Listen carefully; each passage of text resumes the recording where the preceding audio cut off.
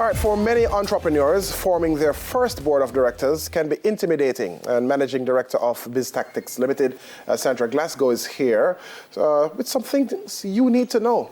Morning, Sandra. How are you? I'm well, Garth. Good morning. Very good. Happy to have you. Well, it's early, but it's good to be here. But I'm sure you're quite accustomed to yeah, but usually I'm not all dolled up for TV at 6:40 in the morning. All right, so we're talking about creating a board of directors. Yes. Why? But you have decades of experience in corporate governance. I do. Let's start there. Is it your calling? Is it? Yeah, well, you know, my first job was working with my dad in a small business. Actually, he had bought this business and I was running it, and he was sort of, you know, he was a managing director, I was a general manager. And I just found in that experience that what we lacked was some oversight from people who were maybe unconnected to the business or knew the business, because some of the decisions that my dad was making were really inimical to the health of the business. The business eventually folded, and that really got me very interested in why is it important to have a board of directors, especially for a small business. So I did some courses, and eventually, well, I sit on 11 boards now. I'm a fellow of the National Association of Corporate Directors. So I have studied and lived corporate governance quite intensely. Yeah. What types of businesses, though, need a structure like a board structure? Because I'm pretty sure it's not every business. Well, no, but certainly if you're a limited liability company and you have directors, you know, being a limited liability company comes with its own requirements to adhere to certain laws and regulations. And especially if you're a business that wants to grow. Right? I believe that having a board of directors is important, you know, so really what the board does is provide oversight, and it helps to maintain the sustainability of the business because it's looking at a whole range of things. It's looking out for the stakeholders in the business, which could be investors, it could be customers, suppliers, members of the community. So it's really that body that steers the business, not involved in management, that's management's job, but management would report to the board and be accountable to the board. And I think that's what's missing in a lot of companies, why they're not growing at the rate that they could, you know, if they have the potential to grow. So we're talking about, like, for example, MSMEs, you know, micro, small, medium. We're talking about small businesses, medium-sized businesses, certainly. Do micro-enterprises need that type of... Well, you know, if they are sole traders, or, you know, it's probably not necessary. But and in those cases, what I would recommend is a board of advisors. Because being on a board, being a director of a company comes with very... you know, strong legal responsibilities. Right. And so, you know, unless you are prepared to, you know, submit to those kinds of strictures, then maybe having a board of advisors would be best. Really, people outside of the business on whom you can bounce ideas, who can give you direction. I really believe that's important. Yes, but certainly for small businesses, and especially those that are registered as companies, that oversight is really critical. So in those cases, for example, just sticking with the micro-enterprises for a moment, you said a board of advisors or even mentors. So mentors.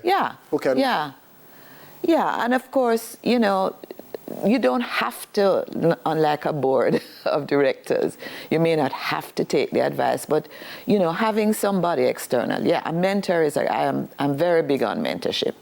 So having a mentor, or even, as, you know, I was talking to one company yesterday, simulating the board meeting with a board of advisors, really getting into the habit of accounting for the performance of the business.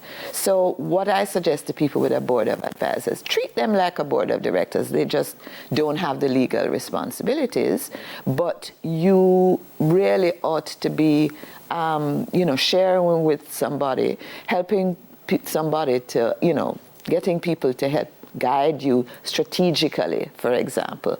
And I mean, I think in this period of COVID, for example, where so many businesses are struggling, really getting advice from people as to how to deal with all the risks and the nuances of being in a pandemic situation is really really helpful. Yeah.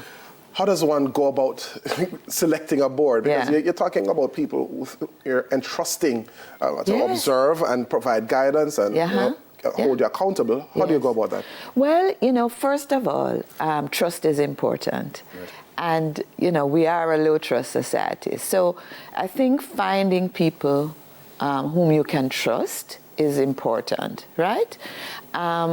So there are lots of people. I mean, I've helped people find members of their board.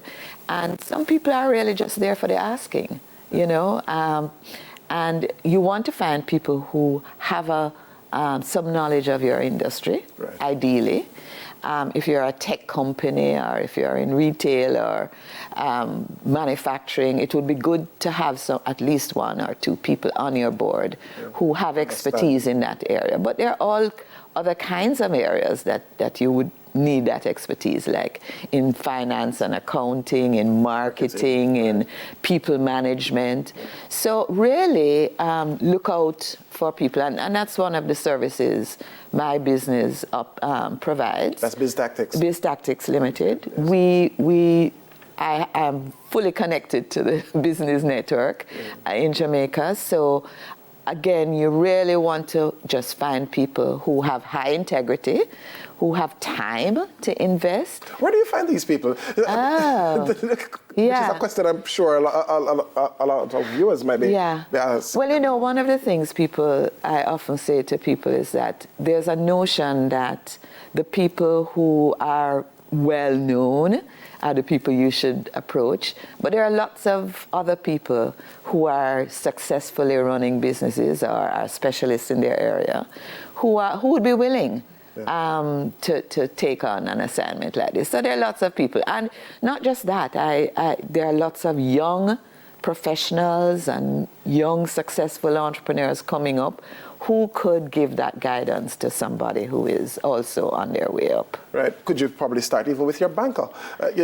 Having a conversation. Absolutely. And then saying, hey, Absolutely. Absolutely. Bankers, accountants, lawyers. I mean, I haven't had too many people turn me down when I go to them and say, I'd like you to consider sitting on this board. So it's really, as I said, sometimes they're just there for the asking. What's the ideal number? Is there a minimum? Well, what I recommend, so for example, with First Angels, and I'm a co-founder of First Angels, and we have invested in 12 portfolio companies. For First Angels, when we invest in those companies, we start with a board of 5, 2 founder directors, 2 investor directors, and an independent chairperson. But, it could be 7. I recommend an odd number, so it could be 9, 11, 13. And, there are people who are employees that working in retail and tech and all of these these sectors, I sit on boards where, requests come to the board for this employee or that employee who has been invited to sit on a board. Right. So, there are lots of people who would be willing to do it.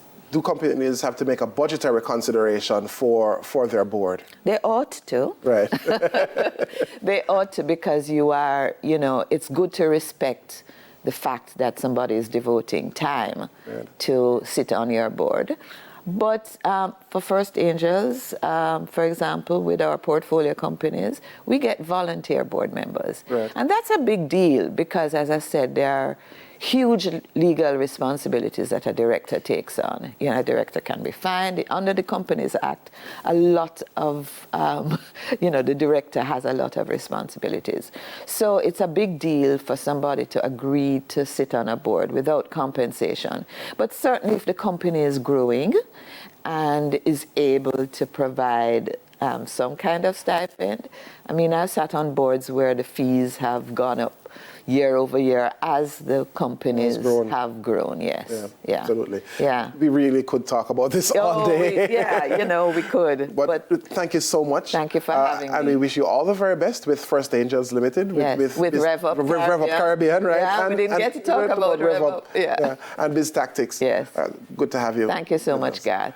Our Managing Director of Biz Tactics, Sandra Glasglow. Stay with us, because after the break, we check out a few inventions, which have shaped the way we work and just live in the world.